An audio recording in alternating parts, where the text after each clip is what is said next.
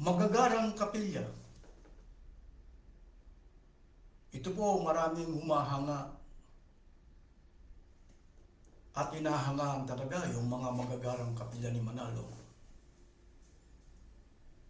At ito ang isa sa mga dahilan kung bakit dumarami ang kanyang mga miyembro. Nakakapanghikayat sila. Kung minsan nasasabi ng mga iba't ibang tao, nakikita naman nila yung ibinibigay nila.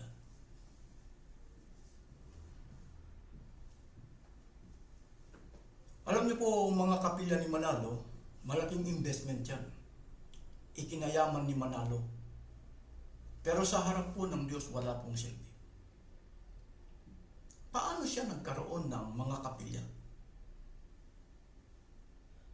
Paano siya nagkaroon ng mga kapilya? Narito po ang ginagamit niyang talata na awit 50:14. Ginagamit ang ikalawang Korinto, Kapitulo 9, 2-3. Ang motibo niya tungkol sa construction.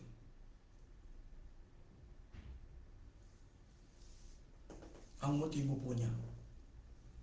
Pagkatapos, pag kami nagtanong kung ano yung tipon sa construction, gagamit po siya ng Agay, Kapitulo 1, talatang 8. Pero dito po tayo magko-concentrate sa awit 50:14. Ano po ang mababasa doon? Mas maganda po, babasahin ko sa inyo. Kung sinusubaybayan po ninyo ako, tiyak na napakinggan nyo na ito, pero babasahin po natin. Ang awit 50:14. Ganito po ang ating matutunghayan kung anong nakalagay sa awit 50:14. Ihandog mo sa Diyos ang ahing pasasalamat at tuparin mo ang iyong mga panata sa kataas-taasan. Dito po sa awit 50:14, dito po niya pinupulot yung terminong ahing pasasalamat. Ano po yung ahing pasasalamat ng Iglesia ni Manalo? Pera. Nag-iipon po sila sa loob ng isang taon na pera. Siya saan mababasa yung terminong ahing pasasalamat na pera? Wala po. Walang mababasa.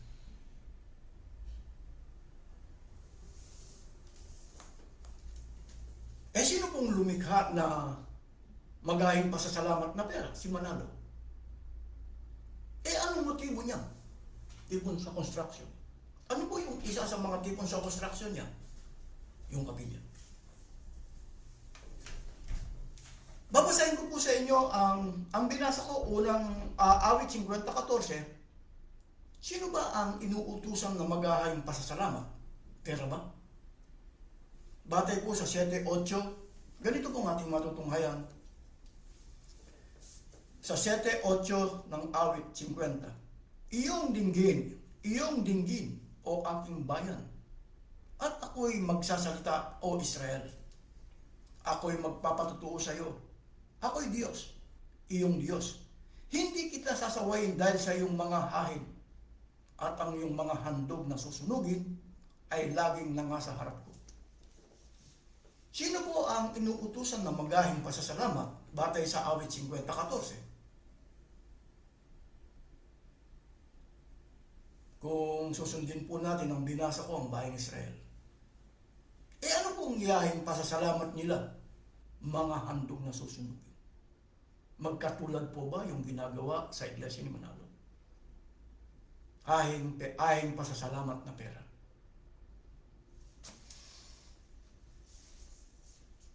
Hindi po. Kaya kung titingnan natin, yung tunay na tinuturuan, inuutusan, ay ang bayang Israel. Ang bayang Israel inuutusan ng maghahing pasasalamat. Ano po yung ahing pasasalamat nila? Mga handog na susunugin. Saan mababasa yung terminong ahing pasasalamat na pera? Wala.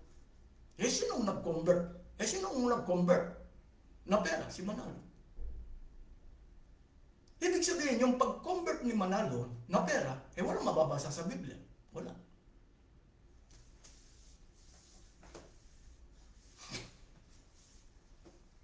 Alam niyo po, pagdating sa mga kautusan ng Diyos, mas maganda po babasahin ko sa inyo. Aklat po ng Deuteronomio. Pansinin po ninyo kung anong pagtuturo sa Deuteronomio, Kapitulo 12, talatang 32. Kung anong bagay ang iniutos ko sa iyo, ay siya mong isasagawa, huwag mong dadagdagan ni babawasan. Ang inuutusan na magahin pasasalamat ang bayang Israel. Hindi po sa panahong Kristiyano to, sa bayang Israel. Ang kautusan po na magahin pasasalamat na ay sa panahong Kristiyano na po. Sino nag-convert na pera? Si Manalo. Alam niyo po ang kautusan, mas maganda po babasahin ko sa inyo. Ano bang ipinag-uutos na ahing pasasalamat? Mga handog na susunugin. Alam niyo po sa panahon ng bayang Israel, meron pong naghandog Sa kabila na sila naghandog pinatay sila Bakit? Hindi sila sumunod sa utos ng Diyos Saan mababasa? Ang babasahin ko po sa inyo ay Levitico. Pansinin po ninyo Kapitulo 10, talatang 1 hanggang 2. At sinadabat si Abiu na mga anak ni Aaron ay kumuha ng bawat isa sa kanila ng kanya-kanyang suuban at sinidlan nila ng apoy at pinatungan ng kamangyan. Sila'y naghandog sa harap ng Panginoon ng ibang apoy na hindi iniutos niya sa kanila. At sa harap ng Panginoon ay may lumabas na apoy at sinubok sila at namatay sila sa harap ng Panginoon. Alam niyo po sa paghahandog ng mga handog na susunugin. Susunugin sila sa magitan ng apoy. Saan manggagaling yung apoy? Galing po sa Diyos.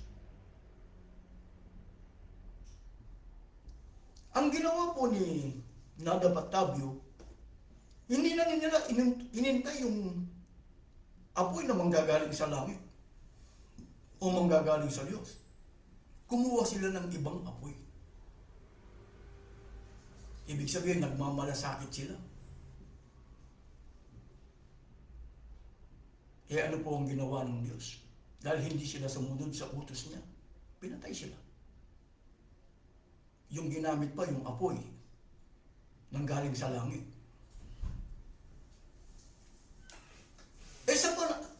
Ginagamit ang awit 50:14, ang gumagamit ay si Manalo. Ginagamit niya.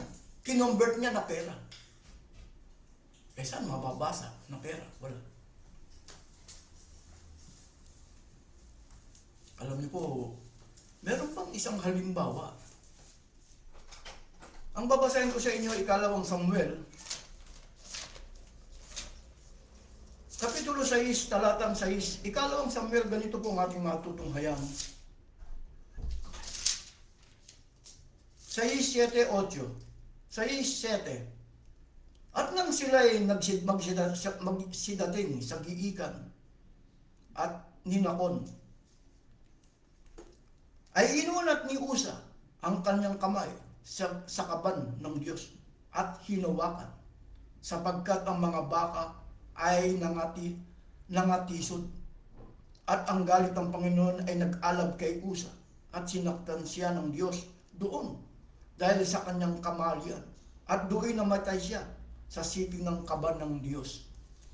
Alam niyo po, si Usa, isa sa mga halimbawa, nakita niyang nangatisod ang mga baka. Ibig sabihin, tataog ngayon ang kaban ng Diyos. Pagka tumaog, masisira.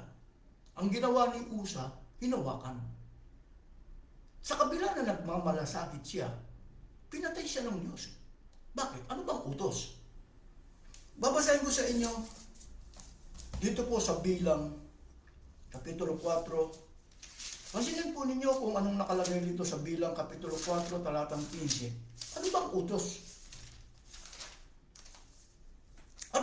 si Aaron at ang kanyang mga anak ay nakatapos ng makipagtakip sa santuaryo at sa buong kasangkapan ng santuaryo, kailanman isusulong ang kampamento, ay magsisilapit pagkatapos ang mga anak ni Koat upang kanilang buhatin doon iyaon. Datapwat wag silang hihipo sa santuaryo, baka sila'y mamamatay at ang mga bagay na ito. Ano man ang mangyari, tumaugmaw, ang utos huwag mong hawakan. Hinawakan. Pinatay siya ng Diyos.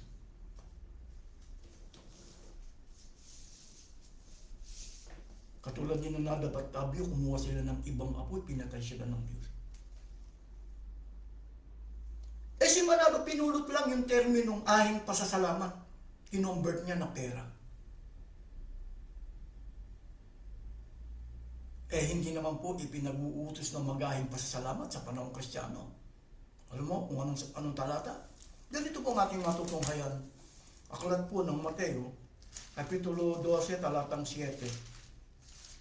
Ganito ang ating matutunghayan. 12:7, aklat po ng Mateo.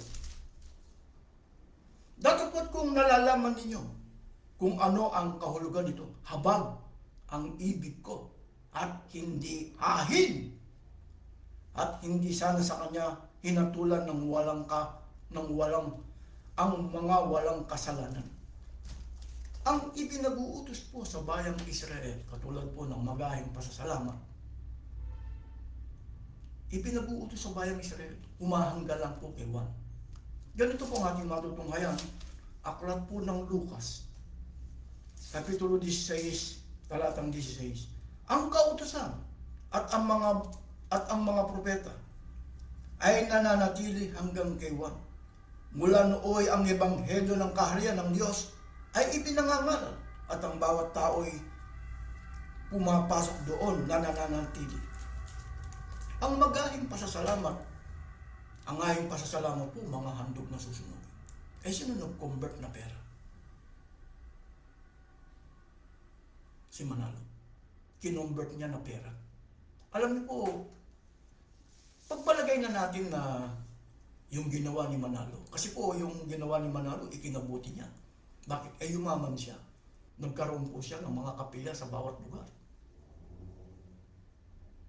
Sa bawat lugar, nagkaroon po siya ng kapilya. Malaking kayamanan po yan. Kumbaga, ang mga mahihirap niyang mga kanib, kinulan niya ng yaman para magkaroon siya ng pera. Paano niya nagawa? Lumikha siya ng aral. Saan mababasa sa Biblia? Wala. Pero ikinabuti niya. Bakit? Yumaman siya.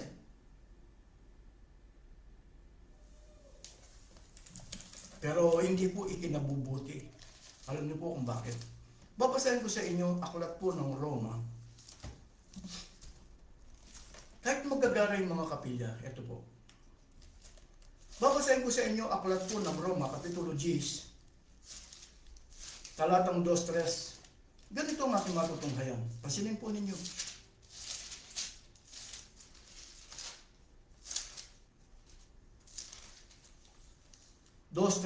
Mapatutunayan kung sila'y nagsisikap na maging kalugod-lugod sa Diyos, subalit mali ang kanilang batayan. Sapagkat hindi nila nakilala ang pagpapawalang sala na kaloob ng Diyos at nagsikap silang magtayo ng sarili nilang pamamaraan. Ulitin ko po. At nagsikap silang magtayo ng sarili nilang pamamaraan sa halip na sundin ang pamamaraan ng Diyos. Si Manalo, kinulot lang yung terminong ahing pasasalamat. Pero pagka tinignan natin, mga handog na susunugin. At ang inuutusan ng bayang Israel. Anong ginawa ni Manalo? Pinulot lang yung terminong ahing pasasalamat. Kinonvert niya na pera. Sino nag-convert? Si Manalo. Kaninong utos? Utos ni Manalo. Na magahing pasasalamat na pera. Hindi po utos ng Diyos.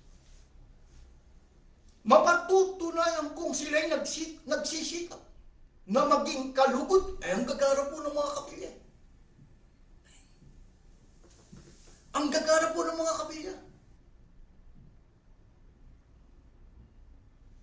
Alam niyo po, Pansamantala tatanggapin ko. Kaya nga gusto ko pong makipag-usap sa mga ministro ni Manalo.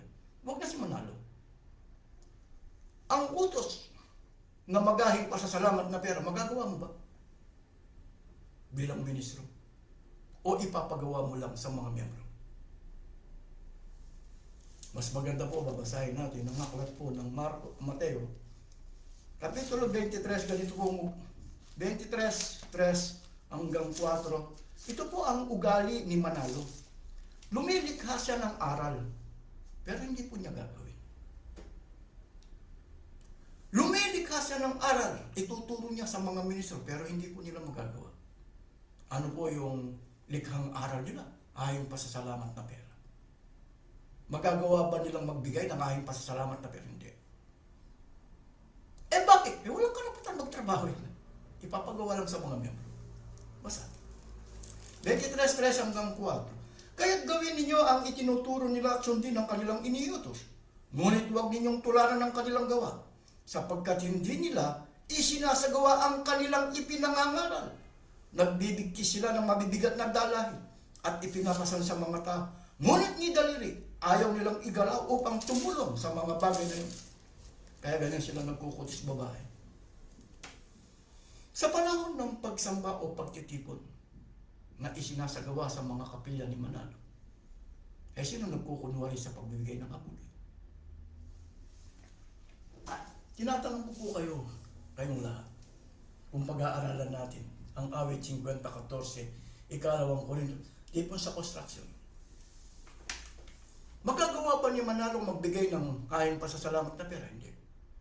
Bakit? Walang karapatan magtrabaho. Yung mga ministro, magagawa ba niya? Hindi. Lumikha sila ng turo o aral, ang dahilan para makuha lang nila yung kayamanan ng mga miyembro. Hindi na po imposible yan. Ganito po ang ating matutunghayan na kulat po ng ikalawang Pedro. Ito po ang pinakalayunin nila. Kaya gumagawa sila ng aral. Kaya pagbubutihin po ninyo, hindi po lahat ng tagapagturo sa Diyos.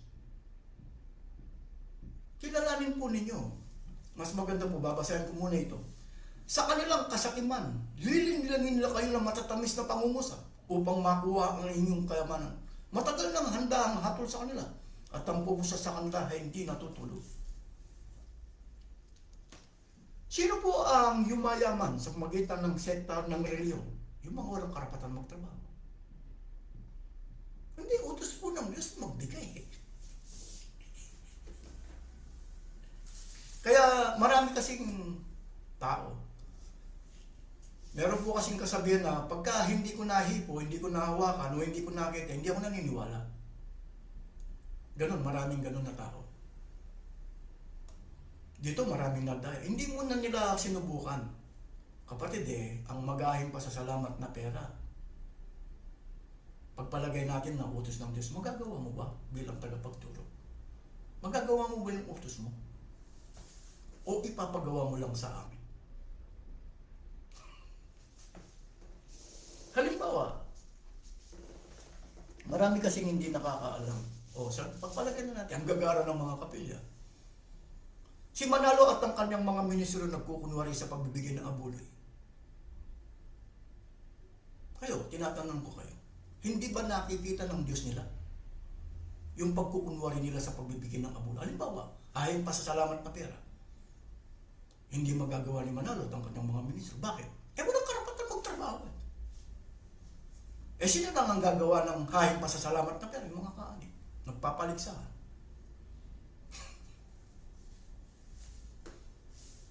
Kaya pagka tinatanong ko, kaya gusto ko po may makaharap sa mga ministro niyo, saan mababasa na magahing pasasalamat na pera? Wala. Kaya bago po kayo maniwala sa mga tagapagturo, unang 1:4:1, inyong subukin. Ibang termino po ng subukin, siyasatin. Kung babasahin po natin sa ikalawang Korinto, unang Korinto, Kapitulo 14, talatang 20, timbangin ang mga sinasabi nila. Ibig sabihin, sisiyasatin. ako, malakas ang loob ko na siguro nagtataka kayo bakit nagpapakilala ko sa tunay na pangalan, Renato Miranda Pasukin. Dahil kaya ko pong tindigan ang aking sinasabi. Hindi po ako naninira.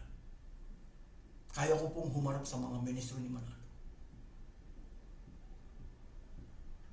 Kaya tinatanong pa ako ng mga kaanib, mapapatunayan mo bang si Manalo at ang kanyang mga ministro hindi magawang magbigay ng abuloy? Kahit 5 dolyar, hindi magagawa.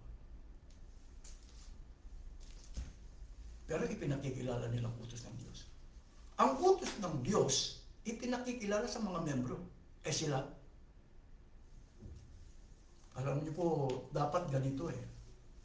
Babasahin ko sa inyo Roma, Kapitulo 2, sa New Filipino Version po. Roma, Kapitulo 2, talatang 21, pakinggan po ninyo. Ikaw na nagtuturo sa iba, bakit di mo turuan ang iyong sarili? Ikaw na nangangaral na bawal magnakaw, bakit ka nagnanakaw? Isang paraan po kasi ng pagnanakaw, yung gagamitin mo yung sekta o reliyon. Yumayaman yung mga taong walang karapatan magtrabaho. Kaya nga po, pasakay-sakay sila ng eroplano, pasakay-sakay po sila ng helicopter, meron po silang bahay sa Forbes Park. Isang uri ng pagnanakaw, gagamitin mo Biblia. Pero susuriin po ninyo yung mga talatang ginagamit. Halimbawa, yung ahing pasasalamat. Hindi naman pala hindi na pala dapat gawin sa panahong Kristiyano. Dahil ang inuutusan ng bayang Israel, tumalikod ang bayang Israel. Sila ang may karapatang mag-ahing pasasalamat ng mga handog na susunod. Hindi po pera. Eh, sino nag-convert na pera? Si Manalo.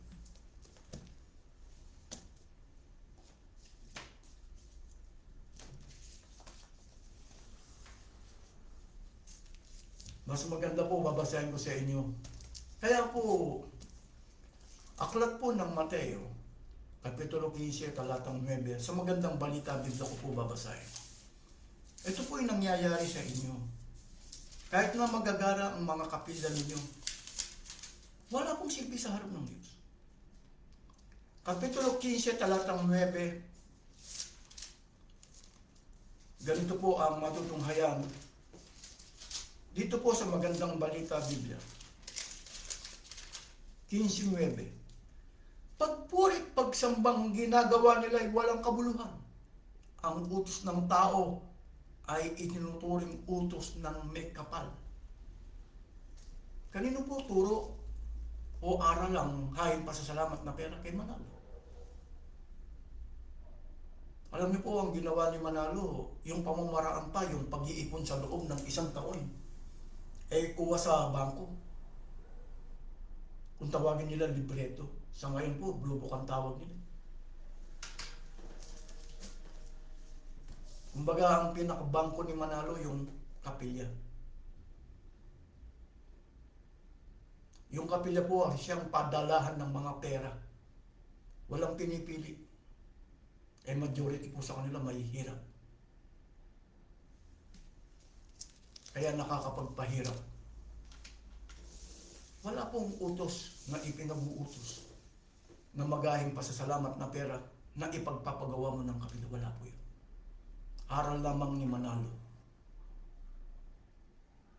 Kaya po, mas maganda po babasahin natin ang Isaias 24:15-16.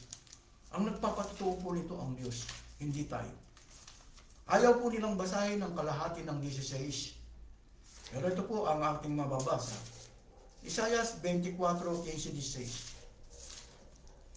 Kaya't walhati ninyo ang Panginoon sa silanganan, sa makatwidbagay ang pangalan ng Panginoon ng Diyos ng Israel sa mga pulo ng dagat. Mula sa kaduluduluhang bahagi ng lupa'y nakarinig kami ng mga awit, kaluwalhatian sa matwid. Pagpurit, pagsambang ginagawa nila, walang kabuluhan. Ito po yung itinatago nila, yung kalahati ng 16. Ngunit aking sinabi, namamatay ako sa aba ko. Ang mga manggagawang taksil ay nagsisigawa may kataksilan. Oo, ang mga manggagawang taksil ay nagsisigawa na may lubang kataksil. May silbi po ba sa harap ng Diyos ang mga kapila nila? Wala. Bakit? Lumikha si Manalo ng aral, ahing pasasalamat na pera. saan mababasa yun? Wala sa Biblia. Magpapakunwari sila na waring ministro ng katwiran. Kaya yung ginagawa nila na pasasalamat na pero wala sa Biblia. Pero ginagamit nila yung awit 50:14. Dito nagkamal ng kayamanan si Manalo. Dito yumaman si Manalo. Pero yung ginagawa po ng mga kaani, walang silbi. Ito po ang aking naipaglingkod. Maraming pong salamat sa inyong lahat.